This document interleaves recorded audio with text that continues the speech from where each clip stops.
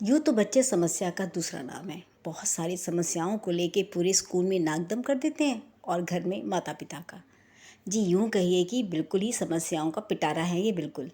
लेकिन ये समस्याएँ क्या हैं?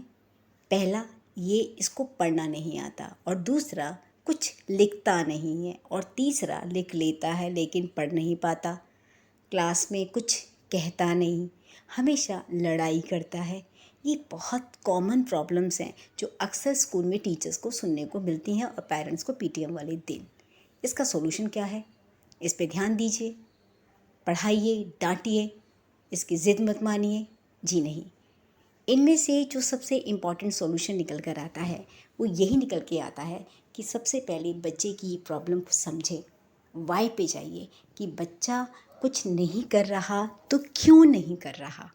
नहीं कर रहा, ठीक है, अरे भाई क्यों नहीं कर रहा। डॉक्टर को भी आप कोई बीमारी बताते हैं तो पहले देखते हैं बीमारी का कारण क्या है। बहुत सारे टेस्ट करा देते हैं आपके, तब वो आपका इलाज कर पाते हैं। ठीक ऐसे ही बच्चे की रूट कॉज पे जाना बहुत बहुत ज़रूरी है।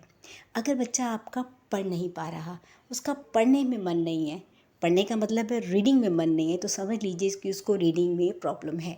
उसको पढ़ना नहीं आता है, कॉन्फिडेंस के साथ नहीं पढ़ पाता है, जिसकी वजह से बच्चा इरिटेट होता है और कई तरीके के टेंट्रम्स करता है, बहाने बनाता है और क्लास को डिस्टर्ब करना शुरू करता है और घर में भी ऐसा माहौल क्रिएट करता है कि आप गिव अप कर दें और कह दें चल छोड़, जब तूने पढ़ना है तो तू पढ़ लियो। फिर नहीं तो ये जो आपकी समस्या का पिटारा है ना आपका बच्चा, उसे आप ट्यूशन टीचर के घर पे छोड़ आते हो, जो कि जादू की छड़ी लेकर बैठी रहती है कि नहीं। अब आ जाते हैं प्रॉब्लम नंबर सेकंड पे। अब लेकिन जो प्रॉब्लम नंबर वन है, इसका सॉल्यूशन क्या है? हमने तो सॉल्यूशन पे बात ही नहीं की। इसका सॉल्यूशन ये निकलेगा जी। आप तो कहेंगे मैडम ये तो जो आप प्रॉब्लम बता रही हैं तो टीचर ने भी बताई है, आप क्या सॉल्यूशन बता रही हैं? सॉल्यूशन बता रहे हैं। सॉल्यूशन ये है कि आप बच्चे को ज़बरदस्ती बिठा के नहीं, खड़ा कर दीजिए और 2 लाइन रीड कराइए। अगर उसे बिल्कुल रीड नहीं आ रहा तो आप उसकी हेल्प कीजिए। अगर आपको लगता है उसकी आपकी हेल्प करने से बात नहीं बन रही तो इमीडिएटली एक फ़ैसला ले लीजिए, साहस भरा फ़ैसला। क्या? कि बच्चे का स्कूल का सिलेबस की चिंता छोड़कर उसका बेसिक तैयार कराइए कि उसको अक्षर की पहचान है या नहीं, अक्षरों को मिलाकर पढ़ सकता है या नहीं। जब आप ये जान जाएंगे, प्रॉब्लम समझ आ गई, इस पे काम करना शुरू कर दीजिए। रादर इसकी कि आप उसे पूरी जिस भी क्लास में हो उस क्लास को आप कंप्लीट कराने के चक्कर में पड़ जाएं। ये साहस भरा फैसला आपको लेना होगा। वो टाइम वो इस मैटर में आपका स्कूल डेफिनेटली हेल्प कर सकता है अगर आप इस आइडिया के साथ उन्हें अप्रोच करते हैं। ये तो बात थी समस्या नंबर 1 की। अब 2 की आते हैं। पढ़ना तो आता है पर लिखने में चोर है। लिखने का मन नहीं करता, बैठा रहेगा, कुछ ना कुछ करता रहेगा। जो लिख रहे हैं तब आपके बच्चे को चुल मचती है, उनको लिखने नहीं देगा। तो ठीक है, इसका भी हमारे पास सॉल्यूशन है। कुछ नहीं करना है, बच्चे को बुला लीजिए घर पर, बिठाइए। ये मत कहिए कि तेरी फ्रेंड से हम आज का काम ले लेते हैं, टीचर ने क्लास में क्या कराया।